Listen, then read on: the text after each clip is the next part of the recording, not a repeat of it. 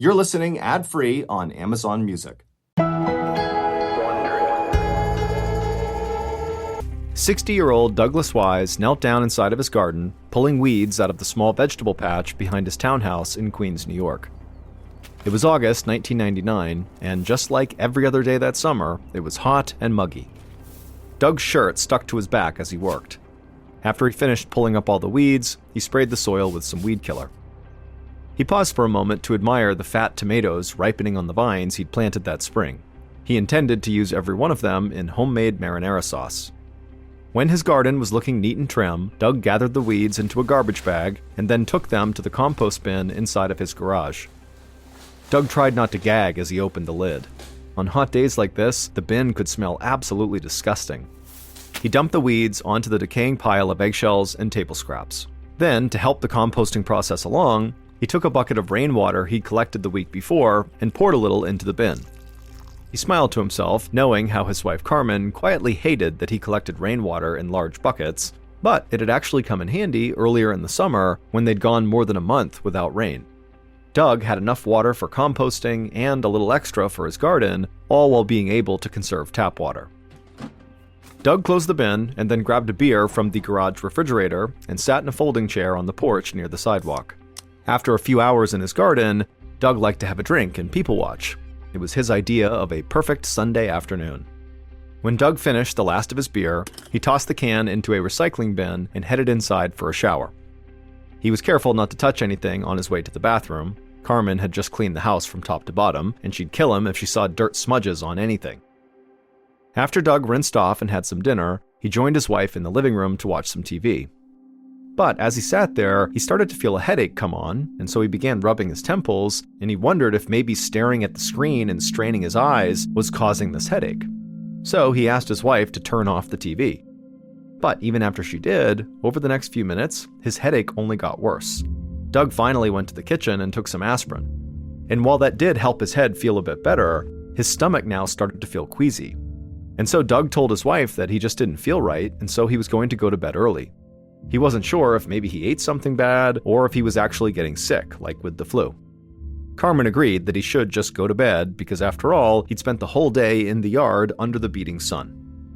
Doug kissed his wife goodnight and headed upstairs, hoping to feel better in the morning. But the next morning, when his alarm went off at 7 a.m., he was groggy and still had a headache, and his stomach still churned. Next to him, his wife had sat up, and she turned to him and said, you better get up if you don't want to be late for work. But Doug asked her to grab the phone for him because he felt absolutely terrible and he needed to call in sick. 3 days later, Carmen ladled some chicken noodle soup into a bowl, then placed it on a tray alongside a glass of ginger ale and some saltine crackers. Carefully, she carried it all up the stairs to the bedroom. Doug was in the bedroom, in bed, propped up on pillows. After 3 days of feeling totally sick, he'd lost a lot of fluids and looked very pale.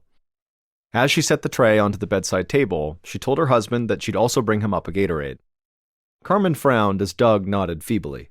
Her husband had been sick only a handful of times over the years, and when he was, it was rarely for more than 24 hours, and he had never been this weak and pale. Whatever bug her husband had caught, it had knocked him flat out. Carmen left the bedroom and headed downstairs to get the Gatorade from the fridge, and then when she had it, she went back up the stairs, and when she went back into the bedroom, she was surprised to see that Doug was not eating his soup. She asked if he was hungry, and Doug said that he was, but he said his hands were not steady enough to hold the bowl. Then he asked for Carmen's help walking to the bathroom.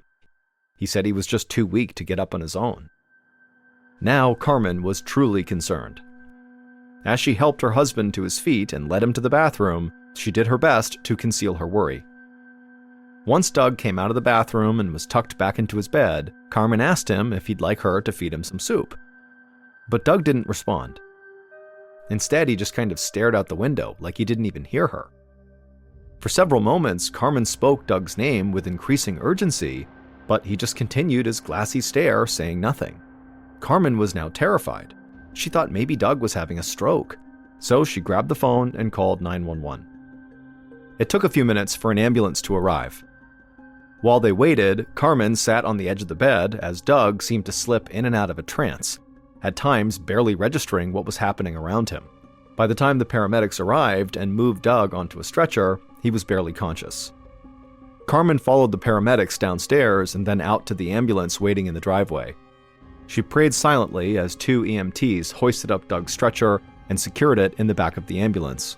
Then one of the men turned around and offered Carmen a hand, helping her into the back of the ambulance as well. Carmen took a seat on the bench, keeping one hand on her husband. As they sped towards the hospital, for the first time in her life, Carmen worried about losing her husband.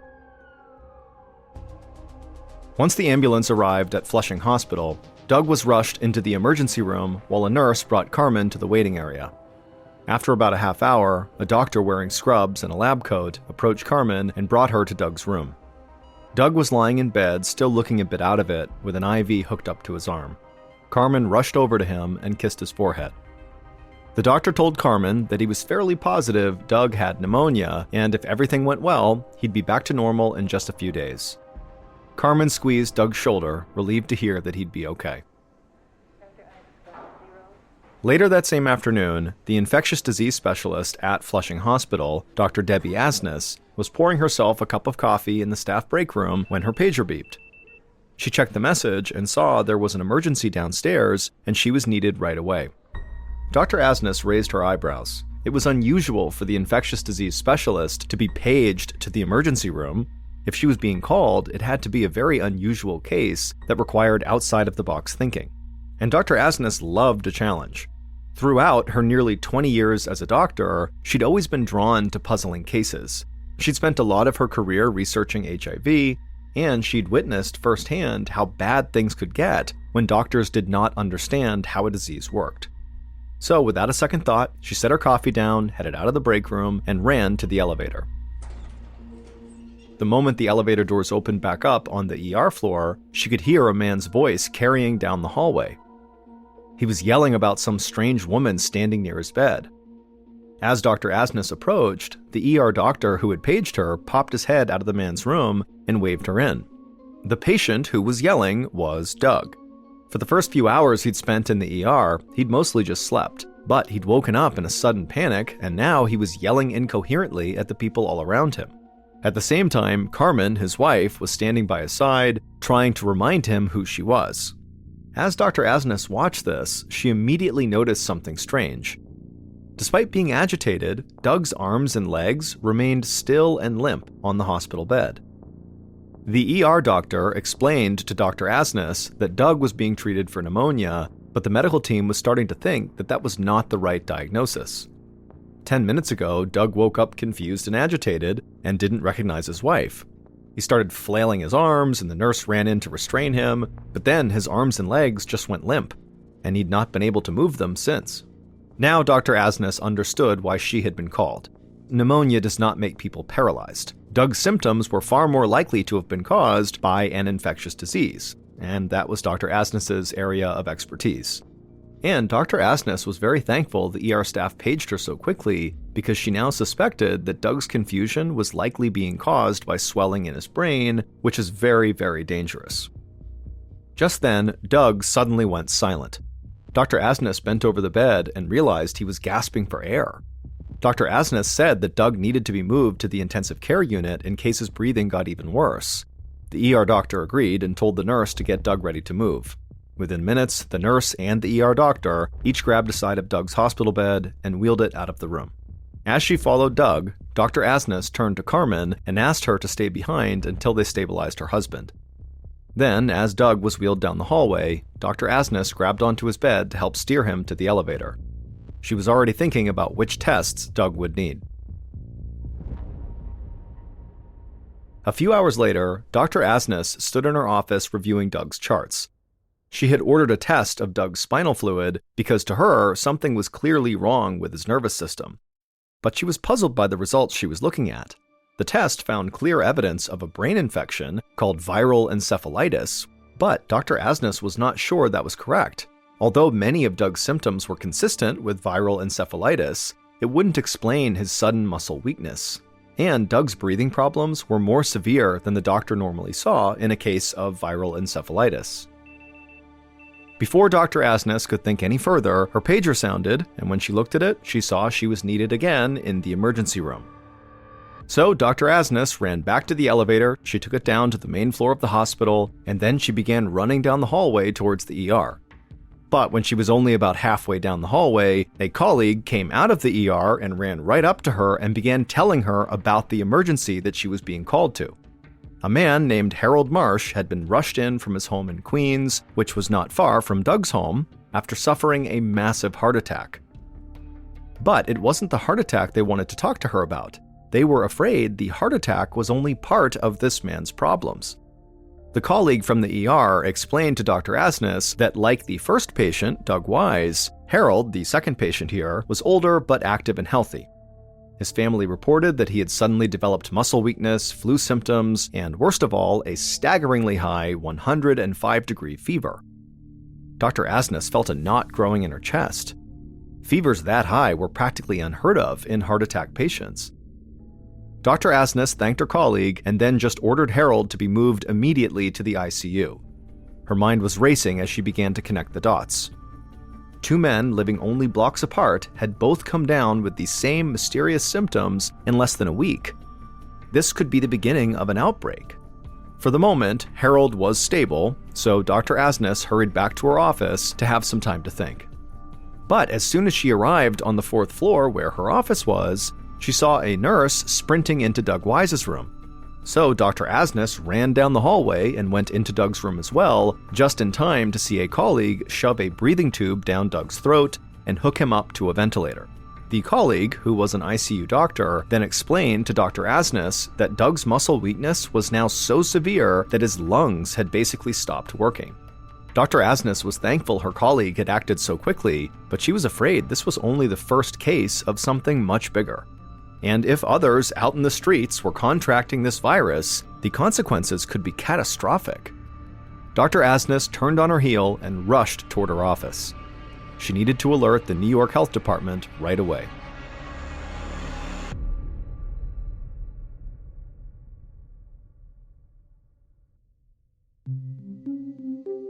Five days later, on August 27th, a medical investigator at the New York Department of Health hung up the phone in her office, wishing she'd never answered it in the first place. Her name was Annie Fine, and after a long week of work, she was ready to go home. She was knee-deep in planning her wedding, and she and her fiancé had wanted to knock out as many to-do items as possible over the weekend, but instead it looked like she would spend her weekend at Flushing Hospital. A doctor there had called in a potential outbreak on Monday, and after several days of discussions and 3 more patients in the hospital with identical symptoms, her boss had finally decided it was worth investigating. Dr. Fine reminded herself that, in all fairness, she was the on-call epidemiologist that weekend. That meant she would be responsible for any emergency that came up. But in addition, her boss and good friend, Dr. Marcy Layton, had asked her personally to help out, and she was always game to help Dr. Layton. So on Saturday morning, Dr. Fine woke up a minute before her alarm clock began screeching. She managed to turn it off before it had the chance to wake her fiancé, and then she quietly got out of bed. Half an hour later, she headed down the stairs of her apartment building and saw Dr. Layton's car parked outside. She smiled as she jumped into the passenger seat, and Dr. Layton laughed and apologized for interrupting her weekend plans. Then Dr. Layton handed Dr. Fine a cup of to-go coffee, and they peeled off toward Flushing Hospital. After a short drive, Dr. Fine and Dr. Layton parked near the hospital and climbed out of the car. As soon as Dr. Layton had stepped onto the curb, she made a disgusted noise, and Dr. Fine turned to look at what she was disgusted at, and she saw there was a dead crow lying in the gutter right near Dr. Layton's feet. Both doctors had been seeing dead crows all over New York that entire summer. So they both just walked around the dead bird, and the 2 women headed for the hospital. Right outside the ICU, the 2 doctors were greeted by a tall, thin man wearing a lab coat. He told Dr. Fine that he was the chief resident, which meant he was a doctor in training, standing in for Dr. Asnes, who was out of town on a family emergency. He explained that in the 5 days since Dr. Asnes first called the Department of Health about her first 2 patients, 3 more people had been admitted to Flushing Hospital with symptoms of viral encephalitis. All 5 were older people who were previously healthy and active. Most worrisome, all 5 also had other symptoms not normally caused by viral encephalitis, including fever, stomach pain, confusion, muscle weakness, and severe difficulty breathing. The chief resident added that all 5 patients had declined really quickly. 4 were now on ventilators, and the 5th was not, but they were delirious with pain. Dr. Fine felt unnerved. All of a sudden, wedding planning was the last thing on her mind. There were usually only about 10 viral encephalitis cases every year in all of New York City. But now, one small neighborhood in New York City had 5 cases in less than a week, and so far, nobody had figured out why. Dr. Fine asked the resident to go collect blood samples from each of these patients and submit them for additional testing. In the meantime, she and Dr. Layton would interview the patients' families and anyone else who was with these people in the week leading up to their hospitalization. The resident nodded and then led Dr. Fine and Dr. Layton to an empty conference room where they could call people and interview them. Dr. Layton would ask the questions and Dr. Fine would take notes. By that afternoon, Dr. Fine's writing hand was totally cramped.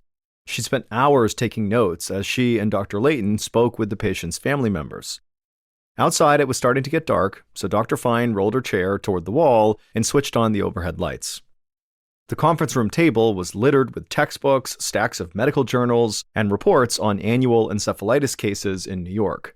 Dr. Fine looked over at Dr. Layton and sighed. Despite hours of interviews and poring over the patient's files, they still did not know how these 5 patients in Flushing Hospital had contracted encephalitis. But they had found that all 5 patients had 2 things in common. First, that they all lived within a few square miles from one another in Queens, and second, they all loved to spend time outdoors in the evenings. A few of the patients, like Doug Wise, the first patient, would work in their gardens until nightfall. Others just liked to watch the sunset from their back decks or take long walks along the East River after dinner.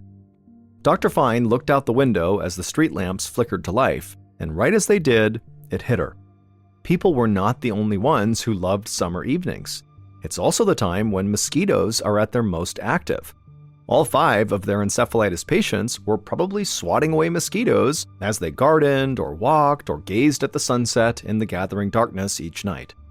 And Dr. Fine knew something else about mosquitoes. They spread disease. Diseases like encephalitis, a condition that often strikes older people like Doug and Harold more frequently. Dr. Layton was intrigued by Dr. Fine's idea, but she was cautious. If mosquitoes really were spreading some new virus to people, they should be able to find mosquitoes infected with the disease. And so until they were able to isolate the virus in mosquitoes, then Dr. Fine's idea was really just a theory. Before the doctors left the hospital that night, Dr. Fine wrote up an alert that Dr. Layton sent to all the neighboring hospitals, asking them to report any cases of viral encephalitis to the Department of Health. That way, she and Dr. Layton would know if the virus was spreading. 2 days later, on the morning of September 1st, Dr. Fine sat at her desk, twisting her pencil in her hands. She was back in her office, feeling frustrated by the lab results she had just read. That morning, she and Dr. Layton had sent a small team to northern Queens, where all these patients had lived, and the job of this team was to canvass that neighborhood and visit the houses of each encephalitis patient and try to find breeding mosquitoes. Well, that team collected several samples of mosquito larvae from standing water around the neighborhood, but none of those mosquitoes were infected with viral encephalitis. Meanwhile, Dr. Fine was still waiting for lab work to come back on the blood samples she'd collected from the 5 infected patients. While Dr. Fine thought about what she should do next, Dr. Layton knocked on her door. She said she had bad news. One of the encephalitis patients, Harold Marsh, had grown so weak that the doctors determined he would not recover.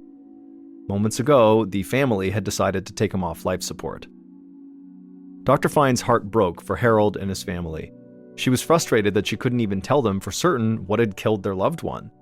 It felt like they were back at square one. But at the very least, Dr. Fine knew that the doctors at Flushing Hospital would be able to do an autopsy and take tissue samples they couldn't get while Harold was alive. Dr. Fine hoped that these samples could help them identify the virus and warn the public at large. The following morning, Dr. Fine walked into her office to find her boss, Dr. Layton, waiting for her with news about Harold Marsh's autopsy tissue samples. Tests indicated that Harold had died of something called St. Louis encephalitis, a very rare strain of the disease that's only spread by mosquitoes. Dr. Layton said that federal health officials had also checked the blood samples from the other 4 encephalitis patients in Queens, and they found that they too had tested positive for St. Louis encephalitis. All 5 of the patients had gotten sick from mosquito bites. Dr. Fine frowned. On the one hand, it was nice to know that her theory that mosquitoes could have caused this was in fact what caused this, but this diagnosis didn't really make sense. The patient's symptoms were all consistent with St. Louis encephalitis, but there had never been a reported case of St. Louis encephalitis in New York City until now. In fact, there were only about 30 reported cases a year in the entire United States, and these were almost exclusively in southern swamplands. Dr. Fine wondered if infected mosquitoes had somehow migrated north, but if they had, there would have been cases of it in other places along the eastern seaboard, and so far, the only cases of it were from this outbreak in Queens.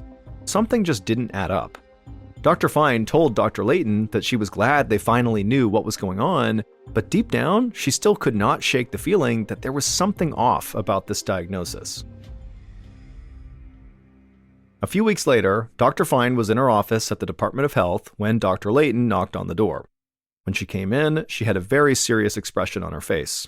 Dr. Layton explained that she'd just gotten off the phone with the U.S. Centers for Disease Control, and Dr. Fine's suspicions were correct. The virus they were investigating was not actually St. Louis encephalitis. It was much worse. A pathologist at the Bronx Zoo, of all places, had figured out the mistake. She'd been trying to understand why all these birds were dying all over the city, and she had discovered that they were actually contracting some form of encephalitis. And then after she learned about the St. Louis encephalitis outbreak in the city, she began to investigate whether that was what was killing all these birds. But tissue samples from the dead birds showed no sign of St. Louis encephalitis. Instead, the birds had a different strain that can easily be confused with the St. Louis strain, but it's actually much more dangerous. And the birds were loaded with this different strain. In fact, the birds got this strain of encephalitis at such a high concentration that a mosquito sucking their blood could pass on the disease to the next creature it bites, including humans. And sure enough, when the CDC retested the blood of the patients at Flushing Hospital, they found that they too had the same strain of encephalitis as the birds. This strain is known as West Nile virus. West Nile is something that likely lots of people have heard of, but it's actually even more rare than the St. Louis strain, at least in the United States, because until this point, it had never been seen in the United States. It was only really seen in Africa. The CDC suspected that an infected mosquito from some other part of the world had found its way onto a plane maybe, and then come to the US that way, or maybe a sick bird had gotten onto a boat, and that's how the disease came to the United States. But now that this disease had crossed the ocean and arrived in the US, Dr. Fine knew it was here to stay. By the time the CDC put the puzzle together, as many as 1,900 residents of northern Queens were infected with West Nile virus. 62 people landed in the hospital, and 7 people died that summer in 1999 before the mosquitoes disappeared with the fall. And in the years since those initial cases, over 56,000 people have been infected in the United States. 2,776 have died as of 2022. Although the mortality rate of St. Louis encephalitis and West Nile is comparable, West Nile is far more dangerous. Because it can be carried by birds, West Nile has spread to all 50 states, while St. Louis encephalitis remains fairly localized and far less common. Doug Wise, the first patient to come in with West Nile, remained in Flushing Hospital for several weeks before he was healthy enough to transfer to a physical rehabilitation facility where he stayed for the next month. By spring of 2000, Doug was able to walk with the assistance of a special cane, but his left side never regained its former strength, and he continued to suffer episodes of short-term memory loss. But ultimately, Doug knew he was one of the lucky ones from that painful summer of 1999. He could at least still tend to his garden as long as he wore his mosquito repellent.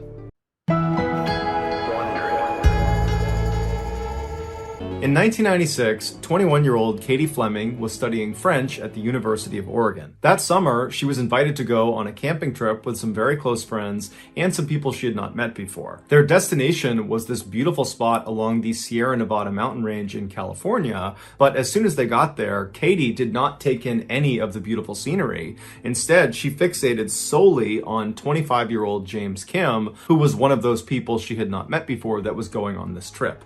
And for the people that were on this trip, they would say James and Katie immediately just fell in love with each other. And for the duration of this trip, they were inseparable. And then when they got back from this trip, James would actually move from Seattle to Oregon to be with Katie. And then after Katie graduated from college, the two got married in Las Vegas and then settled in San Francisco. James, who loved technology and always had, was quickly hired by a tech company to try out new technology and then write a review for the average consumer. Basically, James got paid to play with toys, and so he loved his job. The couple also opened 2 boutique stores in San Francisco. One was an apothecary and the other sold eccentric clothing, and those 2 shops were managed by Katie full-time. By 2006, the Kim family had become very successful financially and they had grown in size. They had a 4-year-old daughter named Penelope and a 7-month-old daughter named Sabine. Katie and James both adored their kids, but James especially was known for blowing off virtually everything and anyone to be with his daughters. In fact, his friends and family would say you couldn't even have a conversation with James if his daughters were in the room, because James would get distracted and just stare at his daughters and then would eventually just leave mid-conversation to go play with them. James was also known to bring his daughters to work virtually every chance he got, even if it really wasn't allowed at this company. On Friday, November 17th, James, Katie, and their 2 daughters loaded up into their station wagon and then drove north to Seattle.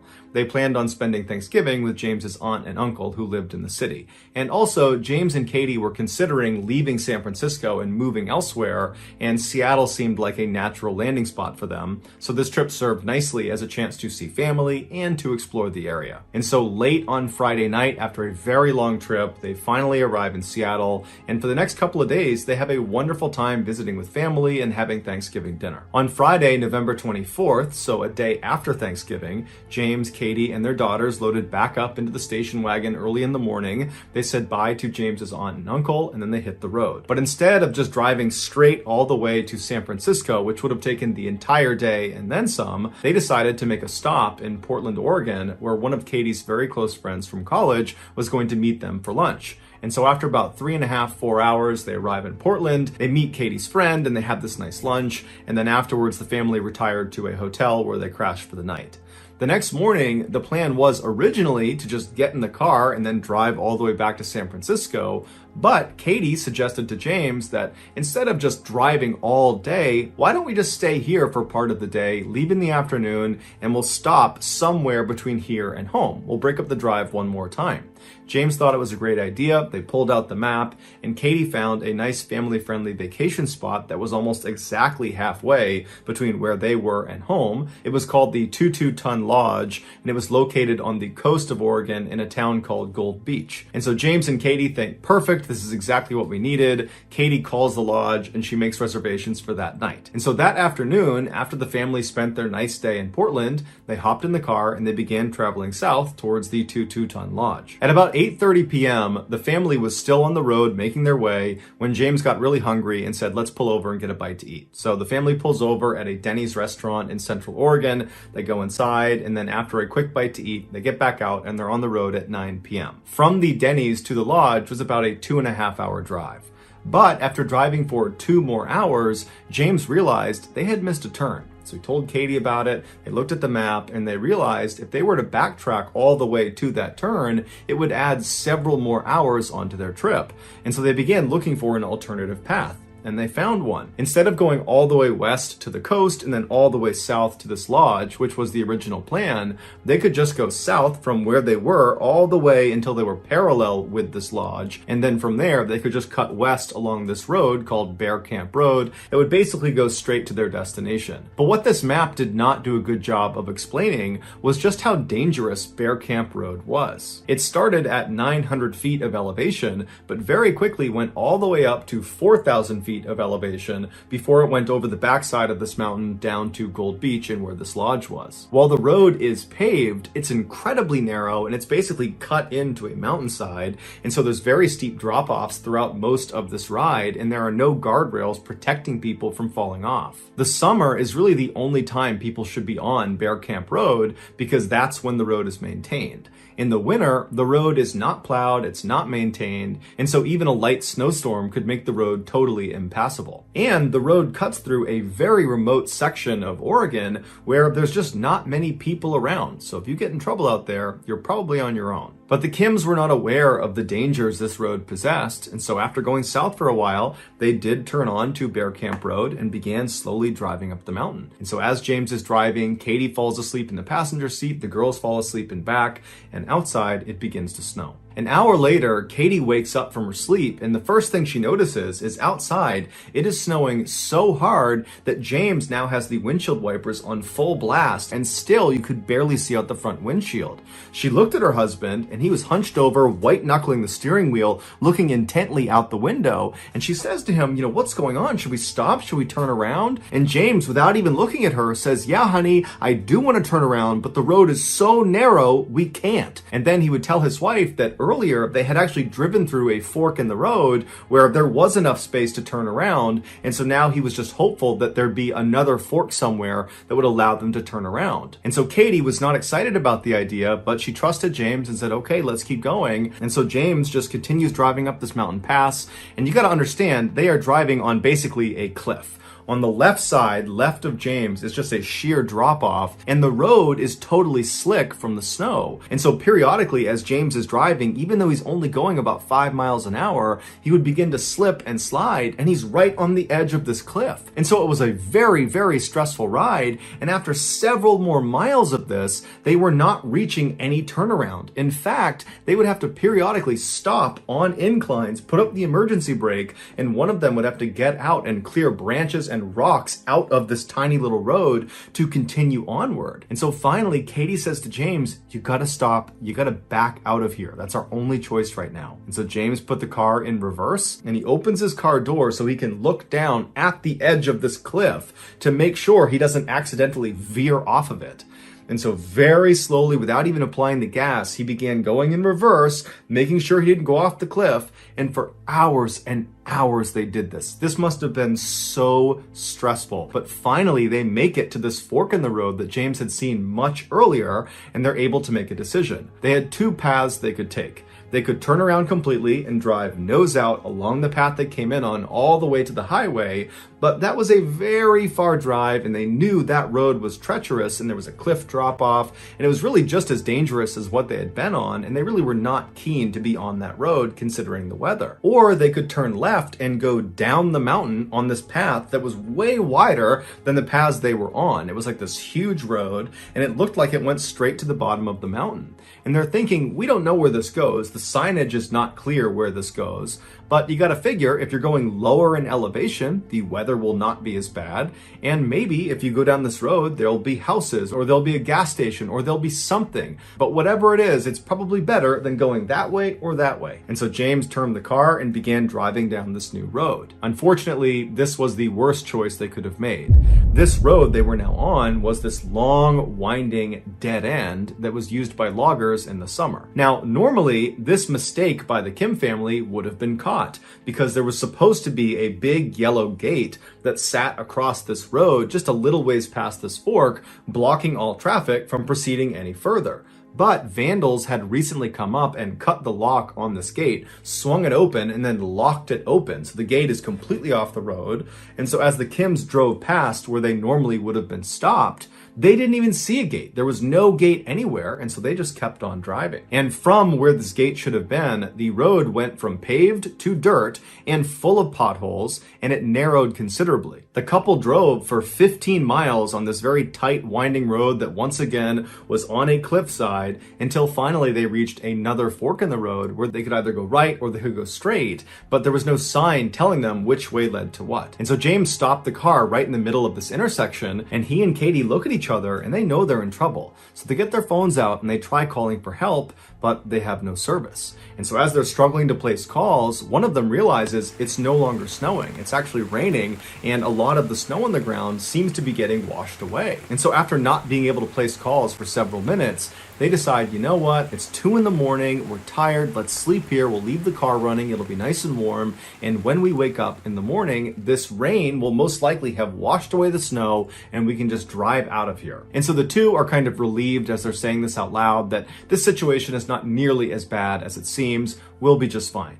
And so Katie, James, their 2 daughters, they fall asleep with the car running, it's nice and warm, and when they wake up, Katie and James realize it's gotten much, much worse. At some point in the night after they fell asleep, the temperature must have dropped again, and that rain became very heavy snow. And so all the water on the ground froze, and then almost a foot of snow fell on top of it. They were stuck. But Katie and James, they didn't panic because they remembered when they first turned onto Bear Camp Road, they had seen a plow truck parked off of the side of the road.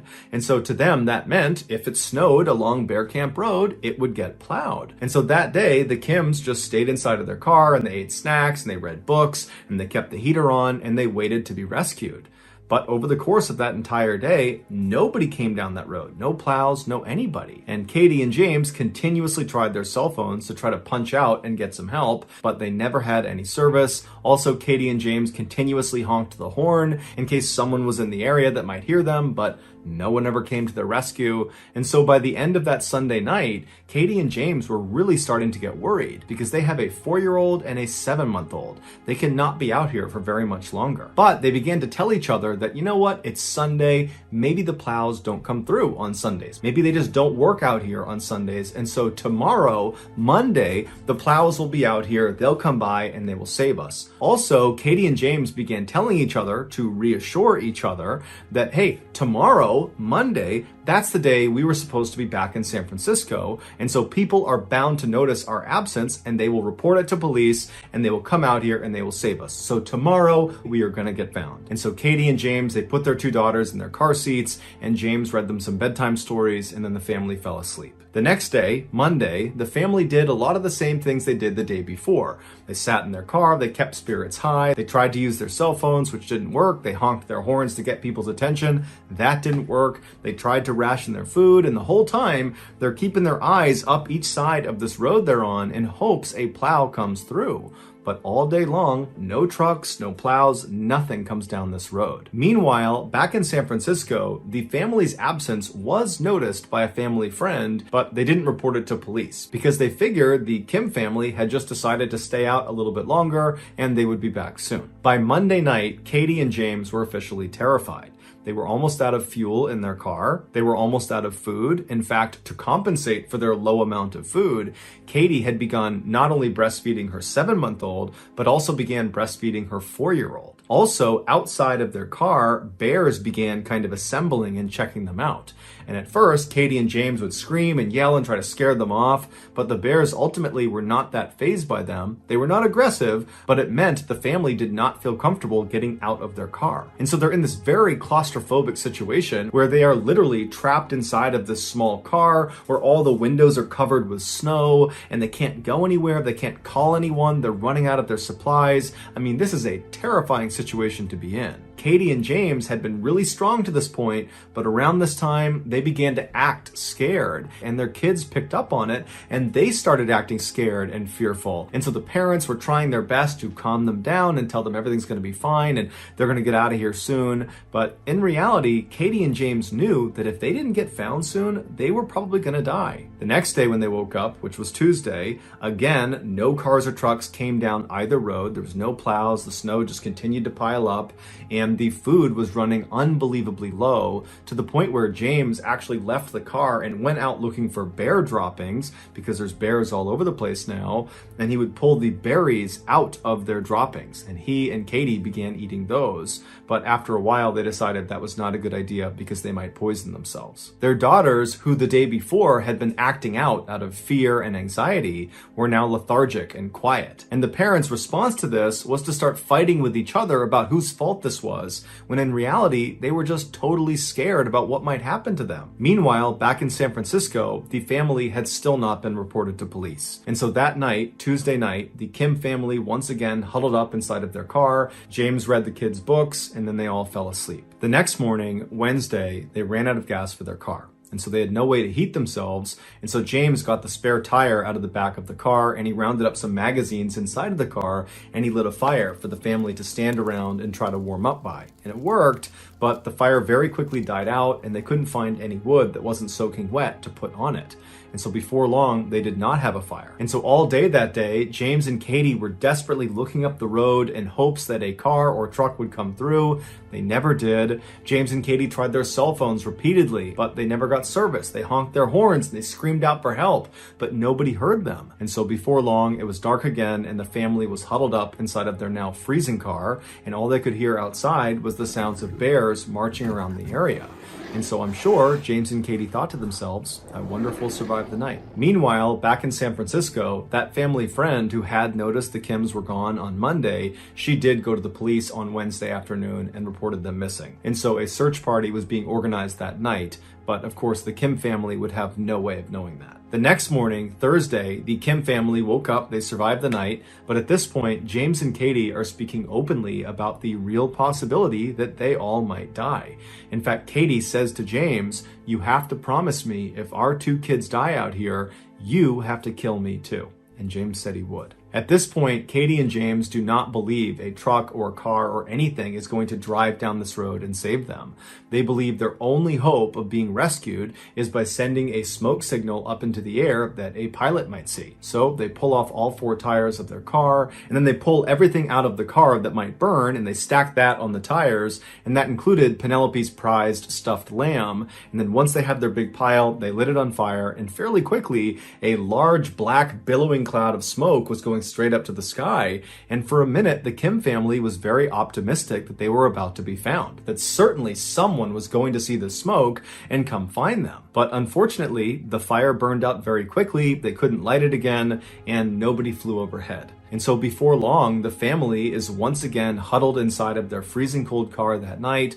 There's bears walking around outside. They're basically out of food. Their kids aren't even crying anymore. They're just silent and cold and miserable. And as they're all shivering and trying to stay warm, James realizes he needs to do something drastic or his family's going to die. And so the next morning, Friday, when they get up, James tells Katie that he had been studying the map and there's a town about 4 miles east called Galice that he believes he can get to in about 2 hours. Katie immediately said, no, you cannot leave us. We need you here. There's probably a search party out there looking for us right now. We need to stay together so we can all be found. But James's instincts were telling him that no one was coming for them, or no one was going to actually find them in time. And so their only hope was if he ventured off and found help. And so Katie finally reluctantly agrees to let him go because he seemed really confident. And so at 7:45 a.m. that morning, James gave his two daughters a big hug and a kiss, told them he loved them and he would see them soon, and then he hugged his wife and said he loved her, and then he turned around and walked up the road out of sight. At the same time, unbeknownst to the Kim family, hundreds of searchers and helicopters are all over Bear Camp Road looking for them. 2 days later, on Sunday, December 3rd, so a week after the family had originally gotten stuck, a helicopter pilot that was part of the search effort was flying around Bear Camp Road when he noticed footprints in the snow below. When he started following these footprints, and eventually the footprints kind of disappeared under some trees, and then he couldn't pick them up again, and so without that much fuel left, he decided he would just backtrack and follow the footprints back to their origin. And so he retraced these footprints for quite a while until he came to a clearing, and in the middle of the clearing was a car, and next to the car was Katie waving an umbrella back and forth. The pilot immediately knew who he was looking at, but he didn't have enough fuel to actually land and pick her and her family up. And so instead, he just hovered down as low as he could, and he made good eye contact with her to reassure her that I see you and we're coming for you. And then he marked on the map where they were. He flew off to the search headquarters, and just minutes later, another helicopter was spun up. They flew to that same location, and they were able to land in that clearing. And as soon as the pilot got out, he saw Katie running up to him, carrying her two daughters, who looked like they were in pretty good shape. And she's crying tears of joy, and she's thanking him profusely. And then when she's right up in front of him, she says, are you here because of my husband? Did James tell you where we were? And the pilot looked visibly confused. Katie picked up on it, and she explained how just 2 days earlier, James had left to go to the town of Galice to get help, and he still hadn't come back yet. And so at this point, the pilot understood what was happening, and so he looked down and he said, "No, ma'am, we still have not found James." Katie was devastated, and she cried as she and her daughters were loaded into the helicopter and airlifted out of the forest and brought to a hospital. There they would make full recoveries. Meanwhile, the search effort, which had been all over Bear Camp Road, was suddenly focused exclusively on the area around where their car was. And professional trackers were brought in to look for James's tracks, and they found them fairly quickly and began following them. James, after departing his family to go look for help, which must have been the most difficult decision he had ever made in his entire life. He loved his family more than anything, and he had to abandon them in the middle of the wilderness with no food, with no power, and he has no idea if he'll ever see them again. And so after leaving them behind, he walked 3 miles up the road they came in on, and then instead of just continuing on that road in the direction of Galice, he deviated and walked off the road. He actually went straight down one of the cliffs until he hit a river. And it's believed that maybe he saw the river from up on the road and thought that would be a faster way to get to Galice. But either way, he got down to the river, and as he walked, he would leave behind him little bits of torn clothing and torn paper to create a trail of where he was going, presumably so if he needed to, he could backtrack to his family. And so he gets down to this river, and for several miles he walks downstream. And then after being gone for at least 2 hours and not reaching the town of Galice, he must have realized he had either gone the wrong way, and that's why he had not hit the town, or he had miscalculated the distance, and that's why he had not hit the town. But either way, he did not turn around and go back to his family. Instead, he pressed on, believing he was their only hope. And so on he went, crossing over rivers, getting totally soaked in frigid water. He went up and down mountains all over these totally rugged areas in nothing but street clothes. He had sneakers, pants, and a jacket on. He had no food, he had no water, and he just kept on going until it was nightfall, and he had covered about 10 miles at this point, and he laid down and he went to sleep. And that night must have been absolutely horrible, as he thought about his family that was alone in the woods somewhere. He probably wondered if they were still alive. And the temperature was in the 30s, and again, he's just in street clothes. But he survives the night, and so the next morning, that Saturday, he gets up and he's right back at it, despite the fact that he was physically wrecked at this point. But for him, he didn't care. He was doing it for his family. And so all day he hiked in and out of freezing cold streams, up and down mountains, until finally he found himself at the bottom of this deep ravine next to a river where he just fell to his knees, fell forward, and died. He had literally just kept on going, looking for help for his family, until he eventually succumbed to hypothermia. James's body was located 2 days after his wife and his daughters were successfully rescued. It would turn out the town of Galice was not 4 miles away from the family's car. It was about 15 miles away, but that's from point A to point B on a map, like a straight line. But when you actually are hiking in the wilderness, you don't go in straight lines because there's mountains and there's rivers and there's things that get in the way. And so in order to get to Galice from where their car was, James would have had to travel 30 or 40 miles, zigging and zagging up over 4 different mountains. And so this was a suicide mission from the start. James ultimately covered 16 miles through some of the most treacherous terrain in the country, wearing nothing but his street clothes. The professional trackers that followed this 16-mile trail to his body, they called his journey superhuman. The helicopter pilot would later say he never would have found Katie and the girls had he not spotted those footprints first and then traced them all the way back to that clearing. And it would turn out those footprints were made by James after he left his family and walked off to get help. And so even though it cost him his life, James did ultimately save his family.